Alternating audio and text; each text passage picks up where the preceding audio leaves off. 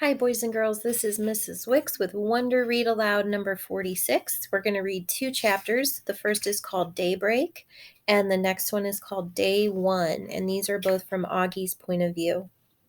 The next day, I woke up really early. It was still dark inside my room and even darker outside, though I knew it would be morning soon. I turned over on my side, but didn't feel at all sleepy. That's when I saw Daisy sitting near my bed. I knew it wasn't Daisy, but for a second I saw a shadow that looked just like her. I didn't think it was a dream then, but now, looking back, I know it must have been. It didn't make me sad to see her at all. It just filled me up with nice feelings inside. She was gone after a second, and I couldn't see her again in the darkness. The room slowly started lightening. I reached for my hearing aid headband and put it on, and now the world was really awake. I could hear the garbage trucks clunking down the street and the birds in our backyard, and down the hallway I heard Mom's alarm beeping. Daisy's ghost made me feel super strong inside, knowing wherever I am, she'd be there with me.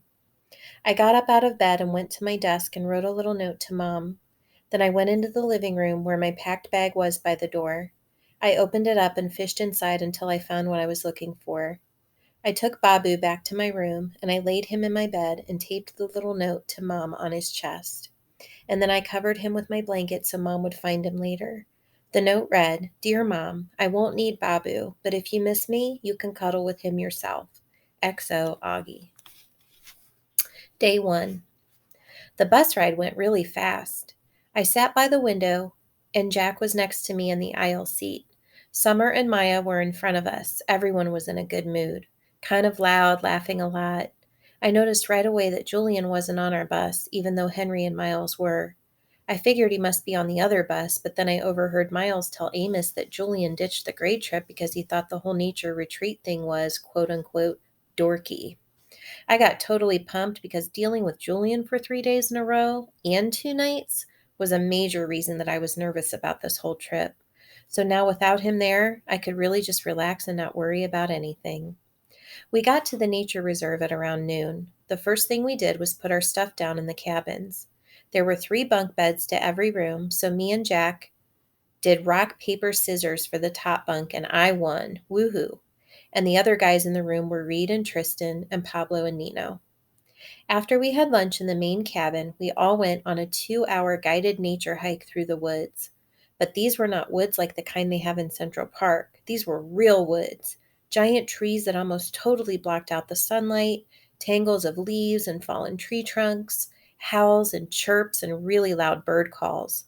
There was a slight fog too, like a pale blue smoke all around us. So cool. The nature guide pointed everything out to us: the different types of trees we were passing, the insects inside the dead logs on the trail, the signs of deer and bear in the woods, what types of birds were whistling, and where to look for them. I realized that my Lobot hearing aids actually made me hear better than most people because I was usually the first person to hear a new bird call. It started to rain as we headed back to camp. I pulled on my rain poncho and pulled the hood up so my hearing aids wouldn't get wet, but my jeans and shoes got soaked by the time we reached our cabin. Everyone got soaked. It was fun, though. We had a wet sock fight in the cabin. Since it rained for the rest of the day, we spent most of the afternoon goofing off in the rec room.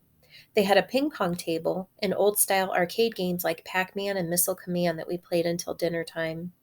Luckily, by then it had stopped raining, so we got to have a real campfire cookout. The log benches around the campfire were still a little damp, but we threw our jackets over them and hung out by the fire, toasting s'mores and eating the best roasted hot dogs I have ever tasted. Mom was right about the mosquitoes. There were tons of them. But luckily, I had spritzed myself before I left the cabin and I wasn't eaten alive like some of the other kids were.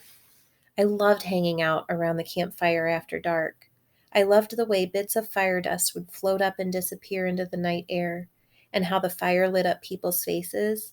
I loved the sound the fire made too, and how the woods were so dark that you couldn't see anything around you, and you'd look up and see a billion stars in the sky. The sky doesn't look like that in North River Heights. I've seen it look like that in Montauk, though, like someone sprinkled salt on a shiny black table. I was so tired when I got back to the cabin that I didn't need to pull out the book to read. I fell asleep almost as fast as my head hit the pillow, and maybe I dreamed about the stars. I don't know. The next chapter is called The Fairgrounds.